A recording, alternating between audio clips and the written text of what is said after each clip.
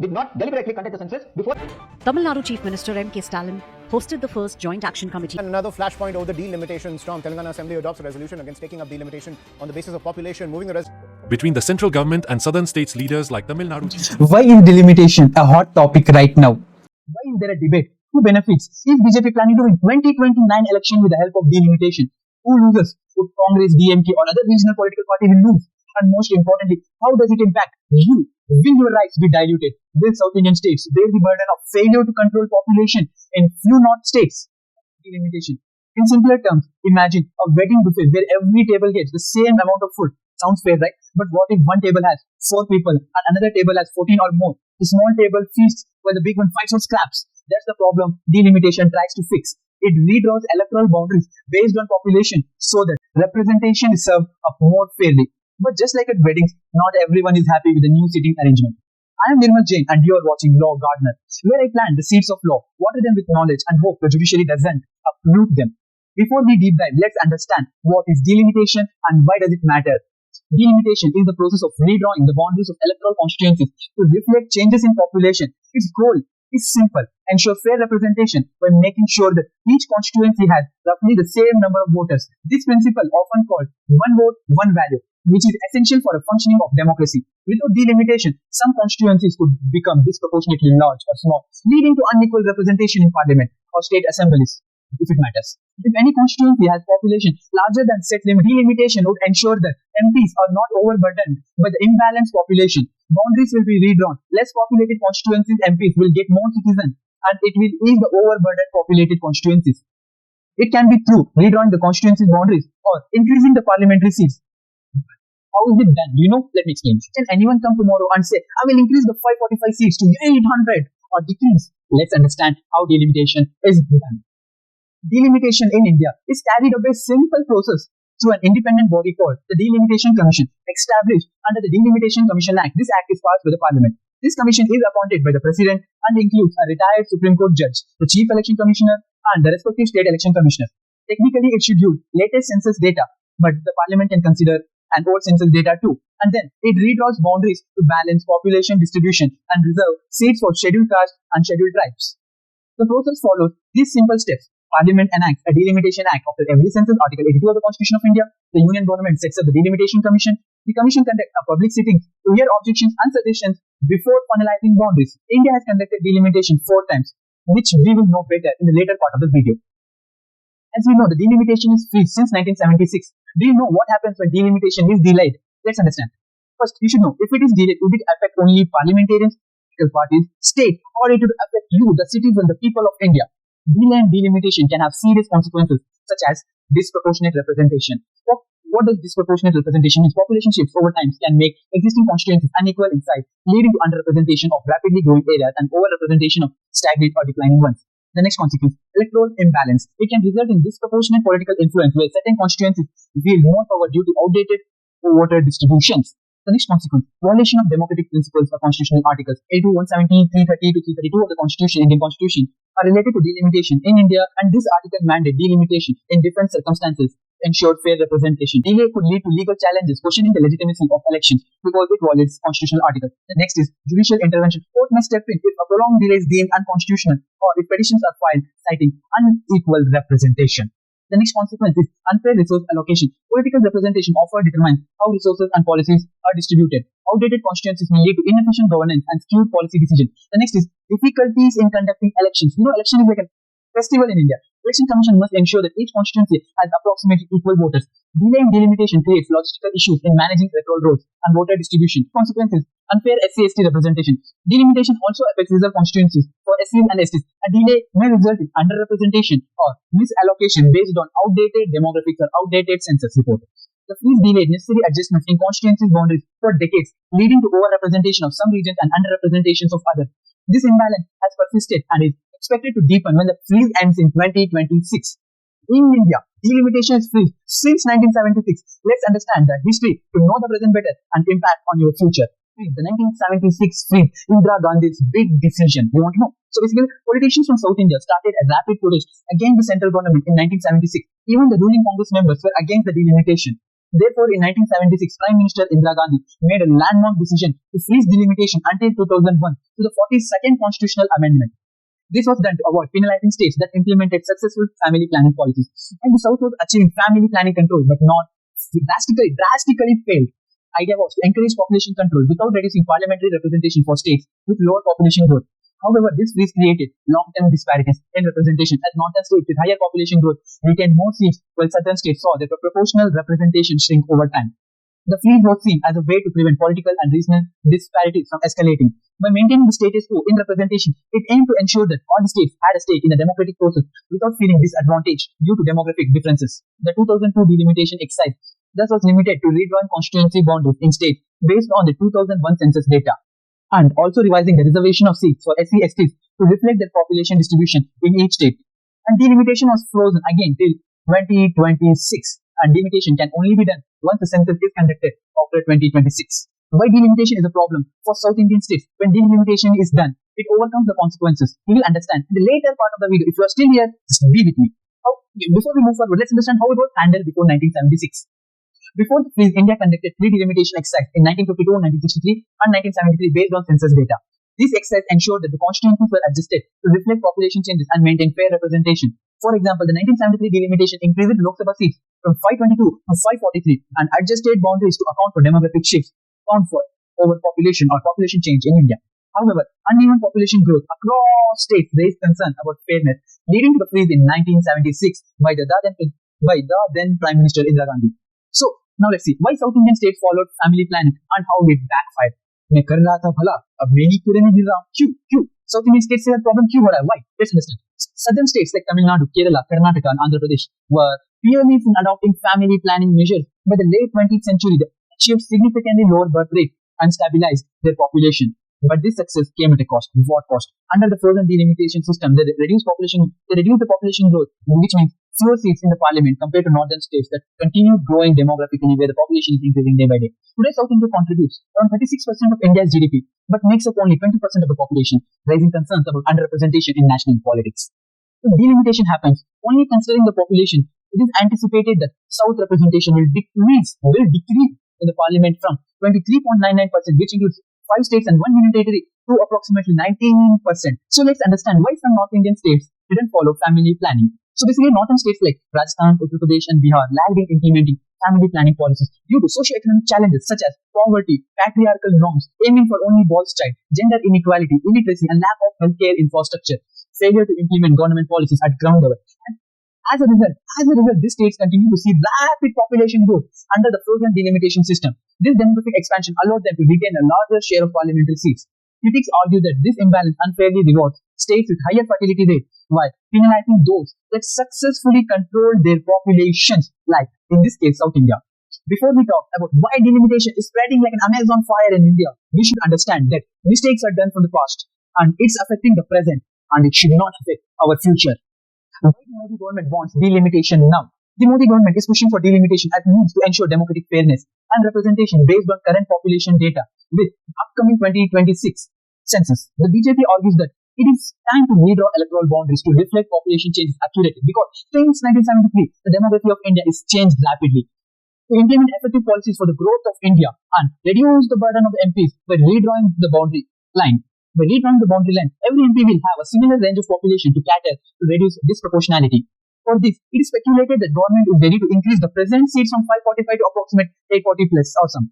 This can be evidenced by the new parliament inaugurated by the Prime Minister of our India, where it has seats up to 888 MPs, though India has only 545. Delimitation exercise based on 2026 census will change the political map of India and strategies of the political parties to use votes. Yes, I will say to use votes. So how will the 2026 census change India's political map? Let's understand. India had to get the census done in 2021. Due to COVID, India have not conducted the census yet. It is scheduled to 2026. The Vajpayee government freezed the delimitation till 2026 and delimitation can be done after first census after 2026, which should have been 2031. But due to COVID, 2021 census is to be conducted in 2026 and that's what state fears. First census after 2026 means 2026 census and not 2031 census, which could have been the traditional census. And this 2026 census is expected to significantly alter India's political landscape. States like Uttar Pradesh, Bihar, which have seen substantial population growth, could gain numerous seats in the Lok Sabha. For instance, projections suggest that Uttar Pradesh might increase its Lok Sabha constituencies from 80 around 128 while Bihar could raise from 40 to 70.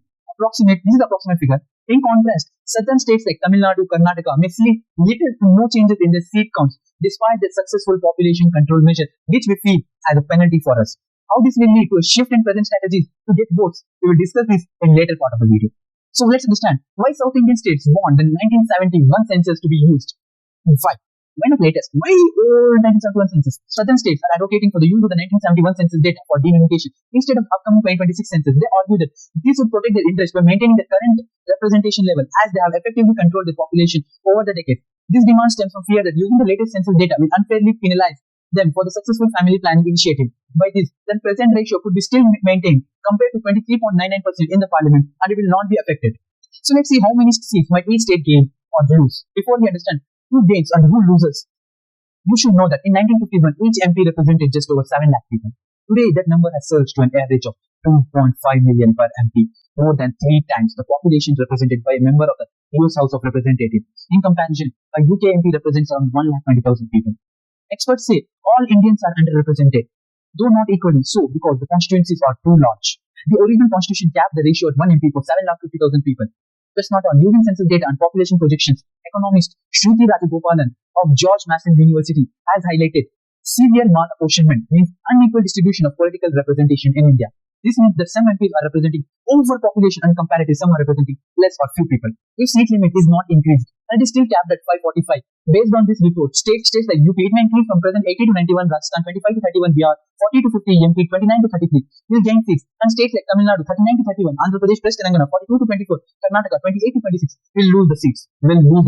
But understand that this is a mere report by a non-government organization and it does not reflect actual delimitation process that may take place. Okay, this was a disclaimer. Please mind. So all this fear is based upon anticipation based upon non-governmental organization reports. Could states like UP and Bihar dominate parliament? You have to listen this because this is extremely necessary for the country's politics. So the question is, could states like UP, MP, Rajasthan and Bihar dominate parliament? First understand, if delimitation is not done by 2031, the problem will intensify. UP and Bihar will fall a dozen seats short of their population proportion, while Tamil Nadu will likely have 11 seats more than its proportion, with other states falling somewhere in between. According to Ms. Rajagopalan, consequently, she says, India is no longer living up to its fundamental constitutional principles of 1 person, 1 vote. To make this principle meaningful, constituency sizes must be roughly equal. Delimitation is done as stated previously. Few north states will gain seats, and this will change political landscape of the India. Northern states like UP, Bihar, Rajasthan, Gujarat stand to gain the most. These states are projected to add 63% more Lok Sabha seats post-delimitation, potentially boosting the BJP stand. In contrast, southern states like Tamil Nadu and Kerala, where regional parties like DMK and Congress, Communist Party dominate, risk losing influence as the seat counts stagnate. This imbalance could cement the BJP's dominance in national politics while marginalizing opposition coalitions' ability to challenge. There are some data. Let's understand. So the NDA won 156 of 174 seats in UP, Bihar, MP and Rajasthan in 2019. Post-delimitation, these states could hold 284 seats, with the NDA projected to secure 255 seats at the current strike rate. Southern losers. How? Tamil Nadu and Kerala may lose up to 16 seats collectively if delimitation proceeds as projected. What about the smaller states? What about the northeast? We cannot include small states, the northern states in the northern India. So let's discuss. Smaller states like Goa and those in the northeast face a dual threat. The limited population growth could reduce their Lok Sabha seats, while northern states' dominance might drown out their regional concerns. Yes, if you don't have a representation by your region, your concern will not be heard in the parliament. We have seen that. Those the central government say they will hear, but unless you have a representation, you can't say anything. For instance, northeastern states collectively hold 25 seats today, but their share could shrink further as delimitation prioritizes populous states. This risks sidelining critical issues like tribal rights and ecological preservation. How it will impact SC/ST representation? You want to understand this? This is also covered in this video. Nirmal Jain has covered this. Just see this video. Don't discontinue. So basically, reserved seats for scheduled castes and scheduled tribes are allocated based on the population proportion, as we know. As northern states gain seats, their SC/ST communities will secure more reserved constituencies. That's good. They should have that representation. But conversely, certain states with declining population may see reduction in reserved states. For example, Kerala's SC/ST seats could drop by 2 to 3, diluting representation for marginalized groups in the progressive states. States which will gain the seats are ruled by BJP and its allies. The seats are increased. It is speculated that central government will make policies to cater the needs of these particular states. This specific state and the voter of this state will have the upper hand to decide who will be in the government. It is still speculated that during election, if political parties win maximum states in these states, high chances are that they will be able to gain the majority in total Lok Sabha seats to win and form a central government. Could this lead to a north-south political rift? The north-south divide is set to deepen. Southern states contribute, as said, 36% of India's GDP, but face reduced political clout. while northern states gain power despite lagging in development metrics. Not all northern states, but few. So Tamil Nadu's Chief Minister M.K. Stalin warns this risk creating a democratic paradox where progressive states are penalized for their success. Physical centralization and not leadership could further alienate the South, fueling calls for equitable resource sharing and federal fairness. It is speculated and argued by many that majority parliamentarians could have the say on policies and laws that may affect the southern state. This will increase the risk. Experts call this is the biggest political crisis since independence. So why some experts call this is the biggest political crisis since independence? Because it threatens to disrupt India's delicate federal balance. Milan Vaishnav and Jamie Inston argue that reallocating seats based on population could deepen regional inequalities, with northern states gaining disproportionate power while southern states lose influence. This issue mirrors past crises like linguistic reorganization in the 1950s, but its scale is unprecedented as it directly impacts India's democratic ethos and pluralism.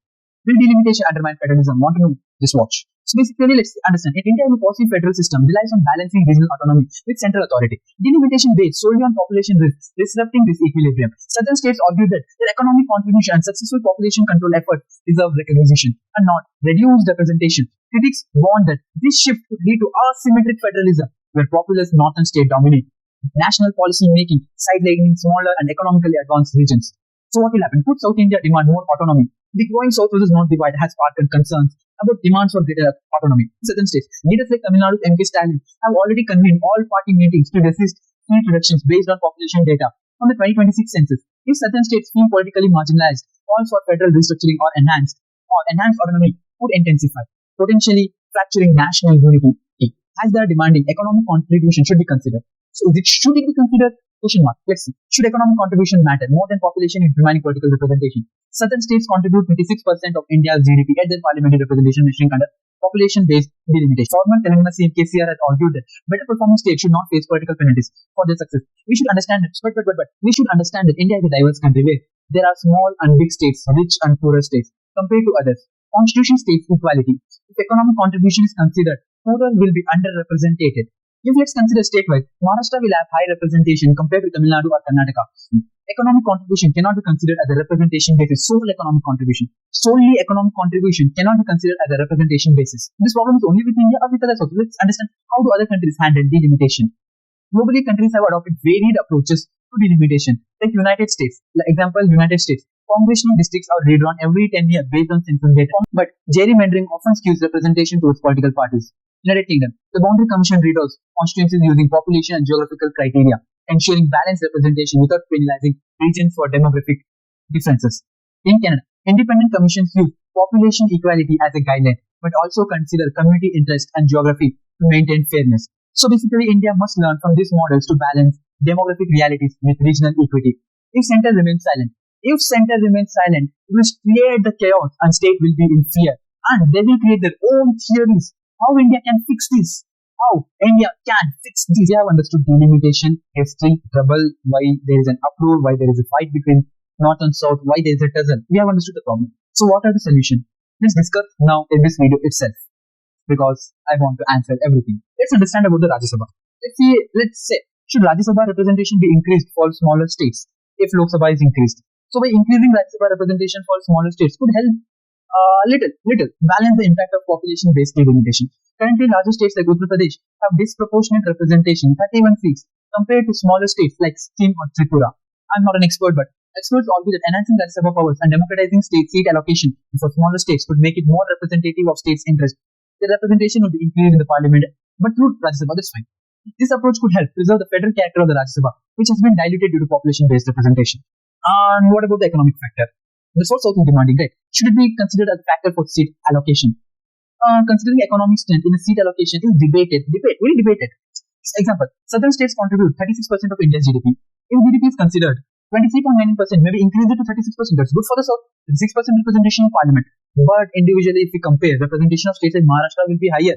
This will be against the constitution because again, and South will not like that Maharashtra has the upper hand or something like that. But yeah, some leaders argue the better performing state should not face political penalties for their economic success too. However, this challenges traditional democratic norms of population-based representation. This will impact asset allocation from the perspective of India as a single state, like defense, funds allocation for poorer states, foreign aid, and other development infrastructure work. This will be highly impacted.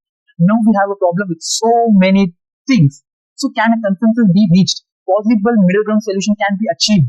Yes, we can achieve some possible compromises, like implementing a mixed formula that considers both economic and population contribution, enhancing the power to the Rajya Sabha to ensure a small state have a stronger voice in national decision making, creating a formula of weighted voting in certain matters to balance population difference, like the matters are in South, give them more. South MP should have an upper hand by voting, their vote should have equal to 2 votes, something like that. Or making boundaries and allocating seats based on the weighted average method, where they consider the less populated states and give higher seats too. That's something a possible solution. Remember, there can be many more solutions, many more formulas which need to be discussed. So basically, remember, it should not be postponed unlike the previous government, but it needs to be answered now. We cannot carry forward the problems to the future as we carry forward the laws in balance sheets. So what should the government do? Ensure unity. How they should solve the problem? Prevent regional divides and ensure fair representation. Present BJP government, the present Modi government could initiate a national dialogue involving all states to address concerns about representation. Explore models from other federal systems where independent commission, balanced population, equality with community interest will be considered. Form a committee comprising of representation from all the states. All states should not leave a single state. Two, should not leave a single state, but giving weightage to states having lower population. And form a formula where seats can be allocated and increased with least repercussion to the states. Why? Everything has some repercussion, but the repercussion should be least.